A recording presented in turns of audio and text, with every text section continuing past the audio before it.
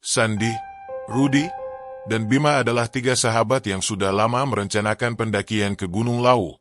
Mereka adalah tipikal anak muda yang tak pernah lelah mengejar petualangan, dengan semangat yang menggebu dan rasa ingin tahu yang tak pernah padam. Lawu, dengan segala keindahan alam dan keangkerannya, telah lama menjadi incaran mereka. Berbagai cerita tentang gunung itu seperti tentang pasar setan, hantu pendaki yang hilang, dan suara-suara aneh yang datang dari kegelapan, justru membuat mereka semakin penasaran dan tertantang. Pada malam itu, mereka berdiri di base camp yang terletak di kaki Gunung Lawu.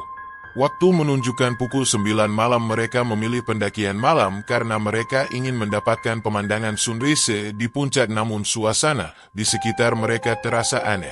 Angin malam berhembus kencang, menyapu pepohonan dengan suara gemerisik yang semakin lama terdengar semakin menyeramkan.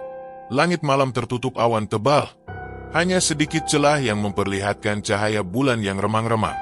Keheningan malam, yang seharusnya menenangkan, justru terasa mencekam. Bro, apa kita yakin mau lanjut? Gue dengar banyak cerita soal mistis di sini. Rudi berkata dengan suara pelan, menatap ke arah gunung yang menjulang tinggi, seolah menyembunyikan rahasia gelap di balik kabutnya. Sandi tersenyum lebar, mencoba menutupi rasa cemas yang merayap di dalam dadanya. Gak usah takut, bro. Gua yakin kita bisa lewatin ini. Banyak orang juga naik. Gak ada masalah kok, jawab Sandi, walaupun di dalam hatinya, dia mulai merasakan sesuatu yang aneh. Bima yang sejak tadi diam, mengamati keheningan sekitar. Wajahnya sedikit tegang. Matanya terus melirik ke arah hutan yang mulai gelap. Ada sesuatu yang tak beres. Dia bisa merasakannya. Ayo, jangan buang-buang waktu. Udah siap-siap, kita harus segera mulai pendakian ini, katanya, mencoba menepis rasa khawatir yang mulai membelit hatinya. Namun, meskipun mereka sudah mempersiapkan segala hal, makanan, air, dan peralatan, sebuah perasaan tak nyaman tetap menyelimuti mereka. Base camp yang biasanya ramai dengan pendaki lain, malam itu tampak kosong. Tak ada suara tawa atau percakapan. Hanya ada desiran angin dan suara gerakan daun-daun kering yang bergesekan. Mungkin karena hari sudah larut, atau mungkin karena memang hanya mereka yang berada di situ. Tapi kesepian yang mereka rasakan terasa berbeda, lebih menyesakkan. Mereka mulai melangkah meninggalkan base camp, menuju jalur pendakian yang mengarah ke puncak. Udara dingin menyapa mereka begitu mereka memasuki jalur hutan yang lebih rapat. Dengan langkah penuh semangat, mereka terus berjalan. Meskipun ketegangan di dalam diri masing-masing semakin terasa. Di sisi kiri kanan, pepohonan besar dan semak-semak menutupi pandangan mereka, seakan menelan jejak kaki mereka. Pemandangan sekitar mulai semakin gelap, meskipun lampu headlamp mereka terus menyinari jalur yang semakin terjal dan penuh batu. Angin semakin kencang, dan kadang-kadang, suara gemerisik daun terasa lebih keras dari biasanya. Suara-suara itu seakan datang dari jauh, dan tak jarang terdengar seperti bisikan halus yang melintas di telinga mereka.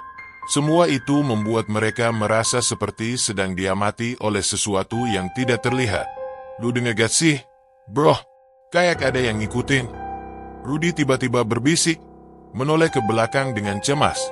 Di balik kepalanya, sepertinya ada bayangan yang bergerak mengikuti langkah mereka. Meskipun tak ada siapapun di sana, hanya hutan dan kegelapan.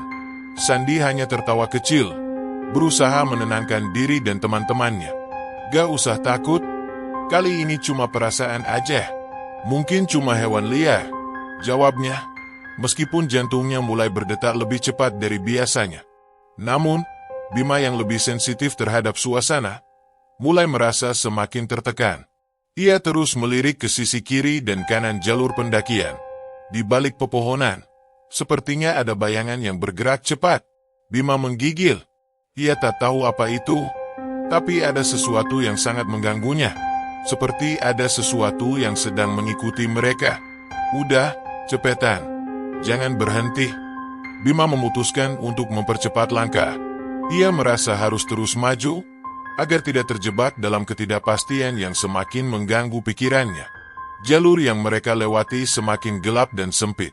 Mereka mulai mendaki bagian yang lebih terjal, dan udara di sekitar mereka semakin dingin. Di puncak, awan semakin pekat, seolah menghimpit mereka dengan beratnya. Sebuah kabut tipis mulai turun, menutupi jalan di depan mereka. Namun, Bima merasa, kabut itu lebih dari sekadar kabut biasa. Ada sesuatu yang lebih gelap, sesuatu yang tak bisa dia lihat, tapi bisa dia rasakan, sedang mengendap-endap di sekitar mereka. Ayo, bro, kita cari tempat buat mendirikan tenda, biar bisa istirahat, Sandy berkata, mencoba mencairkan suasana. Meskipun dia juga mulai merasa ada yang aneh. Mereka akhirnya menemukan sebuah padang rumput yang cukup luas untuk mendirikan tenda. Sebuah tempat yang menurut mereka aman, meskipun atmosfer di sekitarnya terasa semakin gelap. Bima, yang masih terjaga, memilih untuk tidak tidur terlebih dahulu. Ia merasa, di tempat ini, tidur bukan pilihan yang baik. Ada perasaan tidak nyaman yang terus mengusik, dan ia tak bisa mengabaikannya. Begitu tenda mereka didirikan, angin yang semula kencang mendadak berhenti. Keheningan yang mencekam langsung menyelimuti mereka. Hanya ada suara napas mereka yang terdengar begitu keras di telinga. Kabut mulai semakin tebal, dan padang rumput yang mereka pilih sebagai tempat istirahat tiba-tiba terlihat berbeda. Tidak seperti tempat yang sebelumnya mereka amati. Tenda yang mereka dirikan terasa seperti satu-satunya perlindungan dari kegelapan malam yang semakin dalam. Malam pertama mereka di Gunung Lawu mulai terasa aneh sejak tenda didirikan. Suasana di sekitar mereka yang semula tampak tenang, kini berubah menjadi mencekam. Hawa dingin yang semula hanya terasa sejuk kini menjadi menggigit, seolah ada tangan dingin yang meremas tubuh mereka. Kabut tipis yang turun semakin pekat, membungkus seluruh padang rumput tempat mereka berkemah. Terlihat seperti selimut abu-abu yang menutupi dunia, membatasi pandangan mereka hanya beberapa meter ke depan. Sandy, yang biasanya ceria dan penuh semangat, merasakan sesuatu yang ganjil. Meskipun tubuhnya lelah setelah pendakian panjang, ia tetap merasa tidak nyaman, seperti ada mata yang mengawasi, atau langkah-langkah yang mengikuti mereka. Namun, ia berusaha menepis perasaan itu, mencoba untuk fokus pada suasana sekitar. Di luar tenda, hutan Gunung Lawu yang lebat seolah menelan suara-suara kecil. Bahkan suara jangkrik dan kodok yang biasanya ramai mendengung di malam hari, entah mengapa, tak terdengar lagi. Bima duduk di luar tenda, memandangi hutan yang gelap.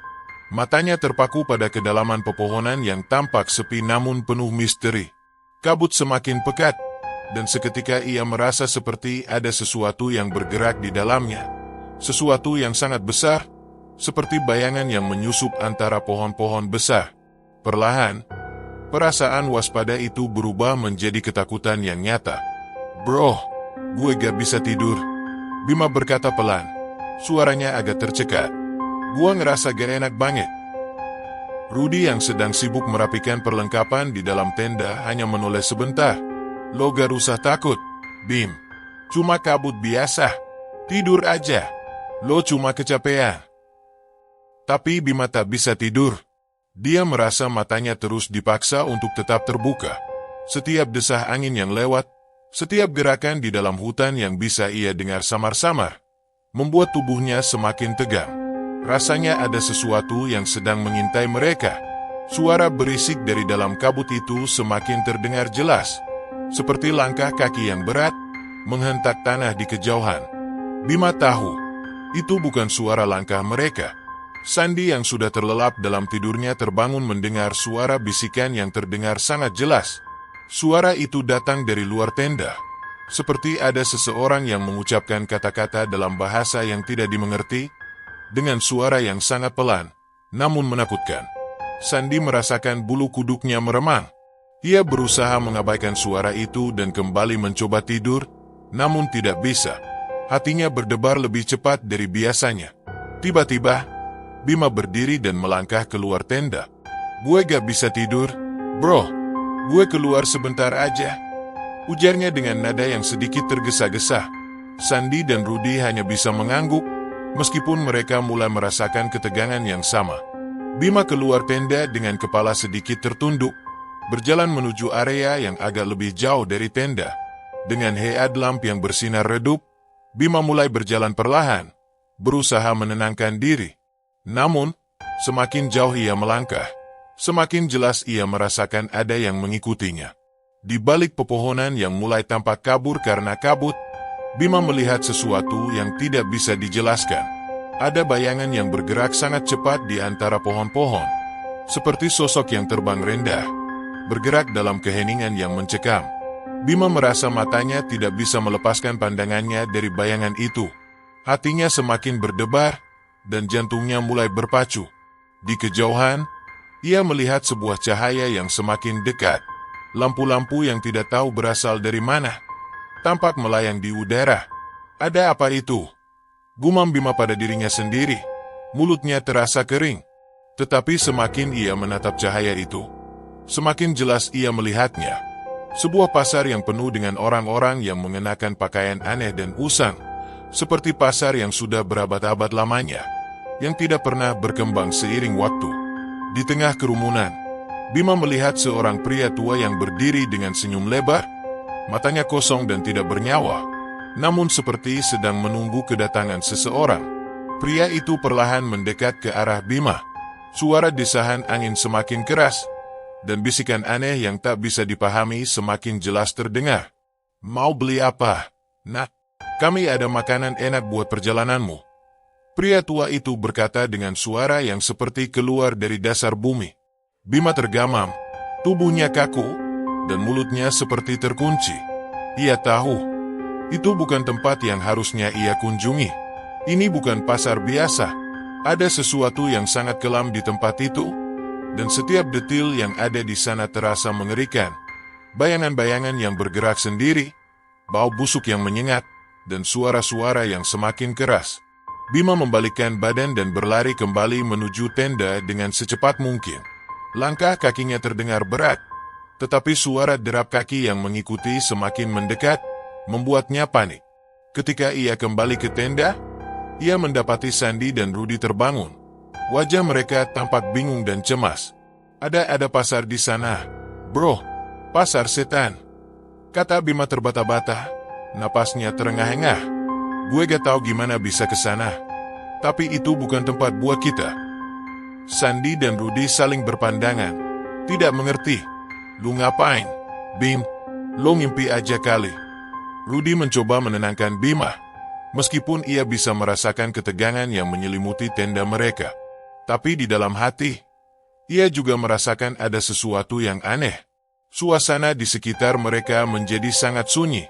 Tidak ada suara apapun, kecuali napas mereka yang semakin kencang. Hawa dingin itu semakin menusuk, seolah ada sesuatu yang menunggu di luar tenda. Tidak lama setelah Bima bercerita, mereka semua kembali terdiam. Tiba-tiba, mereka mendengar suara jeritan yang sangat keras, seperti suara seseorang yang sedang kesakitan. Jeritan itu datang dari dalam hutan, sangat dekat, dan begitu mencekam.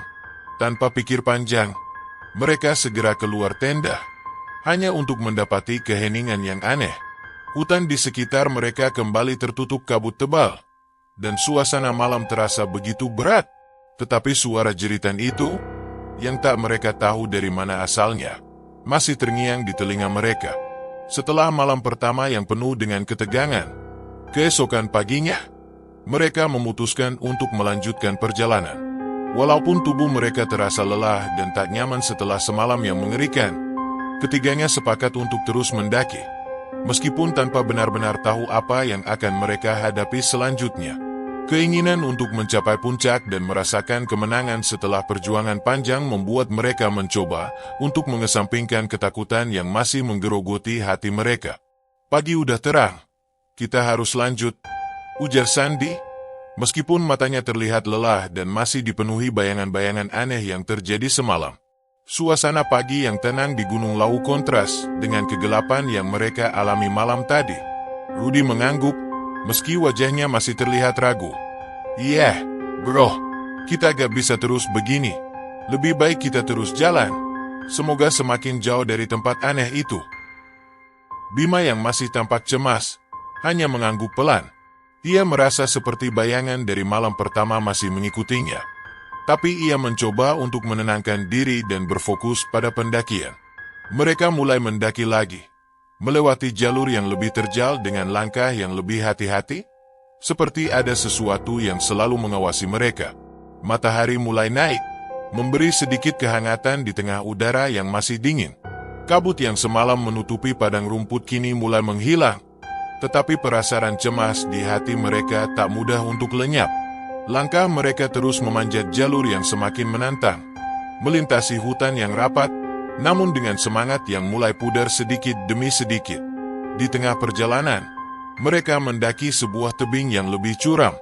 Angin kencang yang semalam sempat berhenti kini kembali berhembus, membawa hawa dingin yang semakin menusuk. Setiap langkah yang mereka ambil terasa semakin berat, seolah gunung ini tidak hanya menguji kekuatan fisik mereka, tetapi juga kekuatan mental mereka. "Bro, kita harus ambil jeda," kata Rudy setelah beberapa jam mendaki. Wajahnya semakin pucat dan napasnya terengah-engah. "Gue rasa kita udah cukup jauh. Sekali lagi, kita istirahat bentar." Mereka akhirnya memutuskan untuk berhenti sejenak di sebuah bukit kecil. Ditemani angin dingin yang menggigit, mereka duduk di batu besar yang ada di sana, berusaha menyusun tenaga sebelum melanjutkan perjalanan. Namun, meski fisik mereka butuh istirahat, pikiran mereka justru terus dihantui oleh apa yang terjadi semalam. Bima masih merasa ada yang tak beres. "Bro, lo rasa kita aman? Apa kita salah pilih jalur?" tanya Bima dengan suara pelan. Matanya menatap ke bawah, ke lembah yang jauh di bawah sana, seolah ada sesuatu yang mengintai dari kejauhan. Sandi memutar kepala, menatap Bima sejenak. "Tenang aja, Bim. Kita pasti bisa keluar dari sini dengan selamat. Gunung ini cuma butuh keteguhan hati. Kita udah jauh di sini, gak mungkin balik." Tapi Bima masih merasa gelisah. Di balik pepohonan, di antara kabut yang perlahan menghilang, ia merasa ada sesuatu yang sedang mengamati mereka. Perasaan itu semakin intens ketika mereka mendengar suara aneh, seperti langkah kaki yang berat, datang dari arah yang tidak jelas. Mereka semua terdiam sejenak. "Itu suara apa?" tanya Rudy. Suaranya hampir berbisik. Sandi mengernyitkan dahi. "Mungkin cuma hewan liar." Namun, perasaan mereka semakin tegang. Langkah-langkah itu terdengar semakin jelas dan semakin dekat, dan meskipun tidak ada yang tampak di mata mereka, hawa yang mengelilingi mereka menjadi semakin berat. Angin bertiup kencang lagi, dan suara ranting yang patah terdengar seperti datang dari belakang mereka. "Udah, ayo lanjut," kata Bima akhirnya, meskipun wajahnya pucat. "Gue gak mau di sini lebih lama lagi." Dengan langkah terburu-buru, mereka kembali melanjutkan pendakian. Setiap langkah mereka terasa lebih berat, meskipun puncak semakin terlihat jelas di kejauhan. Ketegangan masih menggelayuti mereka, seperti bayangan yang terus mengikuti setiap langkah mereka. Malam kedua di Gunung Lawu terasa sangat berbeda. Keheningan yang menyelimuti mereka seakan menegangkan lebih dari sebelumnya. Meskipun mereka sudah berusaha untuk meyakinkan diri bahwa perasaan yang mereka alami hanya efek dari rasa lelah dan ketegangan yang berlebihan. Namun, semakin malam, perasaan aneh itu semakin membayangi mereka. Bima, yang masih terjaga sejak malam pertama, merasa seolah ada sesuatu yang mengintai dari dalam kabut. Ia duduk di depan tenda, memandangi hutan yang semakin kelam. Di luar sana, di balik kabut tebal, ia bisa merasakan ada gerakan yang tidak biasa, sesuatu yang bergerak dengan cepat, seolah menghindari pandangan mereka. Angin yang berhembus kembali terasa sangat dingin, dan meskipun sudah memakai jaket tebal, ia tetap merasa tubuhnya menggigil. Sandi dan Rudy, meskipun tampak lebih tenang, tak bisa menepis perasaan cemas yang mengganggu. Mereka berusaha berbicara satu sama lain, mencoba mengalihkan perhatian dari rasa takut yang perlahan menggerogoti mereka. "Apa lo masih mikirin pasar setan itu, Bim?" Rudy bertanya, meskipun suaranya terdengar agak cemas. "Gue rasa lo cuma capek, bro. Mungkin itu cuma halusinasi." Namun Bima tidak yakin. Seiring berjalannya waktu, Dia merasa bahwa ketegangan yang merayapi mereka bukan hanya karena kelelahan fisik atau terlalu banyak berpikir tentang cerita-cerita mistis Gunung Lawu. Ada sesuatu yang lebih besar yang sedang mengendalikan suasana ini, sesuatu yang berada di luar kemampuan mereka untuk memahami. Apa lo dengar itu? Sandy bertanya dengan suara pelan. Matanya menatap ke dalam kegelapan. Sebuah suara, hampir seperti suara langkah kaki, terdengar sangat jelas di luar tenda mereka. Langkah yang berat, berjalan dengan ritme yang sangat teratur, seolah sedang mendekat dari kejauhan. Rudy menahan napas. Ia menatap Bima, yang juga terlihat terdiam. Wajahnya pucat. Mereka semua tahu, langkah itu bukan milik mereka. Bukan milik orang yang mereka kenal. Itu suara langkah yang sangat asing. Tiba-tiba, di luar tenda, terdengar suara keras yang menggema di seluruh hutan. Suara benda yang terjatuh, diikuti oleh bisikan yang begitu lirih, nyaris tak terdengar, tetapi cukup untuk membuat bulu kuduk mereka meremang. Mereka tahu kita di sini, bisik Bima dengan suara gemetar. Suara langkah itu semakin dekat, seolah sesuatu yang tidak terlihat sedang bergerak menuju mereka. Rudy berusaha menenangkan diri. Ini pasti cuma hewan, bro. Mungkin beruang atau macan tutul. Namun, saat mereka berusaha menenangkan diri, tiba-tiba sebuah cahaya biru yang sangat aneh muncul di kejauhan. Cahaya itu bergerak, mengambang, seperti bola api yang melayang perlahan di antara pepohonan. Cahaya itu semakin mendekat, dan semakin jelas bahwa itu bukan cahaya biasa. Itu bercahaya dingin, seperti aura yang sangat gelap. Begitu dekat, mereka bisa merasakan hawa dingin yang datang bersamanya. Bima berdiri, tidak bisa menahan rasa penasaran dan ketakutannya. Apa itu? Tanyanya dengan suara tercekat. Cahaya itu semakin mendekat, dan akhirnya menghilang begitu saja di balik pepohonan. Namun, beberapa detik kemudian, mereka mendengar suara gemerisik daun dan ranting yang terinjak, seolah ada banyak orang yang bergerak menuju mereka. Tiba-tiba, suara jeritan yang sangat keras kembali terdengar. Kali ini, jeritan itu terasa sangat dekat, seperti datang dari dalam hutan yang hanya beberapa meter di depan mereka. Suara itu mengerikan, seperti suara seseorang yang sedang disiksa. Teriakannya penuh dengan penderitaan dan ketakutan. Bima, yang sudah terlampau ketakutan, mulai berlari ke dalam tenda. "Ayo masuk! Ayo masuk!" teriak Bima, mengguncang tenda yang masih berdiri tegak di tengah padang rumput itu. Sandy dan Rudy yang merasa ada yang tidak beres, ikut berlari masuk ke dalam tenda. Mereka duduk diam, tak berkata sepatah kata pun. Udara di dalam tenda terasa semakin sesak, seolah mereka sedang terjebak dalam ruang yang tak bisa mereka keluarkan. Rudy yang mencoba untuk tidur, mendengar kembali suara-suara aneh dari luar, seperti bisikan yang menggema di udara.